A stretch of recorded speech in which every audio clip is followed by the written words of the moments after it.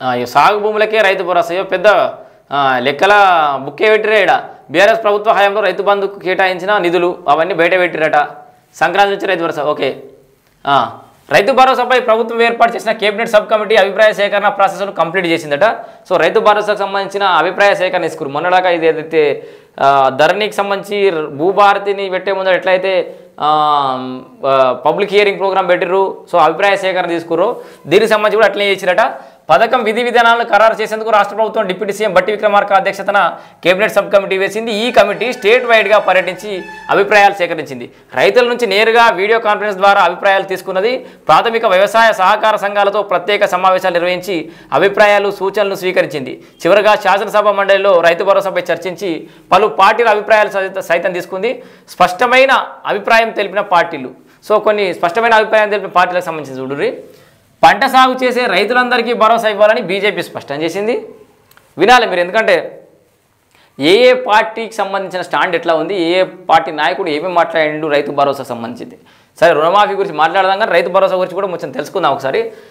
2000 కోట్లు పెట్టుబడులు పెట్టే పారిశ్రామికవేత్తలకు ప్రభుత్వాలు రెడ్ కార్పెట్ పరిచి సబ్సిడీలు రాయితీలు ఇస్తున్నాయని రైతులకు ఇవ్వడానికి షరతులు ఎందుకని ఆ పార్టీ సభ్యుడు పాయల్ శంకర్ ప్రశ్నించారు ఓకే ఏమంటుందంటే 1000 కోట్లు పెట్టుబడి పెట్టే పారిశ్రామికవేత్తలకు ప్రభుత్వాలకు రెడ్ కార్పెట్ వారి సబ్సిడీలు ఇస్తారు రాయితీలు ఇస్తారు మరి రైతులకు ఇవ్వడానికి ఎందుకు చేరుతారు అంటుండు సో అంటే సాగు చేసే ప్రతి ఒక్కరికి ఇవ్వాలని ఎంత సాగు చేస్తే అంత అని ఇది కూడా ఒక వ్యాలిడ్ పాయింటే ఇక 15 ఎకరాల వరకు సాగు చేసే రైతులకు రైతు భరోసా ఇవ్వాలని సిపిఐ స్పష్టం చేసింది కాంగ్రెస్ సభ్యులు సైతం సాగు చేసే రైతులకే ఇవ్వాలని తమ అభిప్రాయాన్ని వ్యక్తం చేశారు ఇక నేరుగా చెప్పని బీఆర్ఎస్ రైతు భరోసాపై బీఆర్ఎస్ పార్టీ నేరుగా తన అభిప్రాయాన్ని తెలపలేదు గతంలో తాము అవలంబించిన విధానాన్ని కేటీఆర్ సభలో వినిపించే ప్రయత్నం చేశారు స్పష్టమైన అభిప్రాయం తెలపాలంటూ మంత్రి సీతకు సైతం పలుమార్లు కేటీఆర్ నిలదీశారు అయినా ఆయన స్పందించలేదు సీఎం రేవంత్పై సైతం గుట్టలు రాళ్ళు రప్పలకు రోడ్లకు వెంచర్లకు రైతు భరోసా ఇవ్వాలని చెప్పినాడు త్వరలో సబ్ కమిటీ నివేదిక సో ఈ రైతు భరోసాకు సంబంధించి రైతు భరోసాపై సభ్యుల అభిప్రాయాలను పరిగణలోకి తీసుకున్న కమిటీ త్వరలోనే మరోసారి కేబినెట్ సబ్ కమిటీ సమావేశం నిర్వహించి ప్రభుత్వానికి నివేదిక సమర్పించనుంది ఈ నివేదికపై వచ్చే నెల 10వ తేదీలోగా కేబినెట్లో చర్చించి ఆమోదిస్తారు సో నెక్స్ట్ మంత్ 10వ తేదీలోగా కేబినెట్లో చర్చించి ఆమోదిస్తారు అనంతరం మార్గదర్శకాలు రిలీజ్ చేస్తారు ఆ అనంతరం వస్తాయి అంటే సంక్రాంతి వరకు రావు సంక్రాంతి దాటినాక ఎప్పుడూ వస్తాయి ఆ సంక్రాంతి తర్వాత ఏం పండుగ వస్తుందో ఇక ఈయనేమో సంక్రాంతి నుంచే రైతు భరోసా అంటాడు ఇక ఏం చేయాలి ఈ కిందనే వార్త చూడురి ప్రజల అభిప్రాయం తీసుకురు అయిపోయింది అసెంబ్లీలో సభ్యులు ఎమ్మెల్యేలు సభ్యులకు సంబంధించిన అభిప్రాయాలు తీసుకున్నారు అవి తీసుకొని మళ్ళీ ఒకసారి కేబినెట్ సబ్ కమిటీ సమావేశాన్ని పెడతారు పెట్టినాక వచ్చిన 10 తారీఖులో ఒక కేబినెట్లో చర్చించి ఆమోదిస్తారు ఆ తర్వాత మార్గదర్శకాలు రిలీజ్ చేస్తారు మార్గదర్శకాలు రిలీజ్ అయిన తర్వాత ప్రాసెస్ స్టార్ట్ అవుతుంది ఈ సంక్రాంతిలో ఎప్పుడైతే ఎట్లా నమ్మాలి ఇక పంట బీమాను పునరుద్ధరిస్తాం మంత్రి తుమ్మల నాగేశ్వరరావు సంక్రాంతి వచ్చే రైతు భరోసా అంటుండు సో ఈ వార్త చూద్దాం ఒకసారి పంట సాగు చేసే రైతులకే రైతు భరోసా ఇవ్వనున్నట్టు మంత్రి తుమ్మల నాగేశ్వరరావు స్పష్టం చేశారు సంక్రాంతి నుంచి రైతు భరోసాను అమలు చేస్తున్నామని వెల్లడించారు అసెంబ్లీలో శనివారం రైతు భరోసాపై స్వల్పకాలిక చర్చ సందర్భంగా ఆయన మాట్లాడారు రైతు భరోసా అమలుకు సబ్ కమిటీని ఏర్పాటు చేసి విధి విధానాలు పకడ్బందీగా రూపొందిస్తున్నామని చెప్పారు రాష్ట్ర వ్యాప్తంగా సమావేశాలు నిర్వహించి రైతులు నిపుణులతో అభిప్రాయాలు తీసుకున్నట్టు తెలిపారు జనవరి నుంచి రైతు భరోసా అమలు చేస్తున్నామని సభలో సభ్యులు సూచనలు ఇవ్వాలని కోరారు జనవరి నుంచి ఖచ్చితంగా రైతు భరోసా అమలు అవుతుందట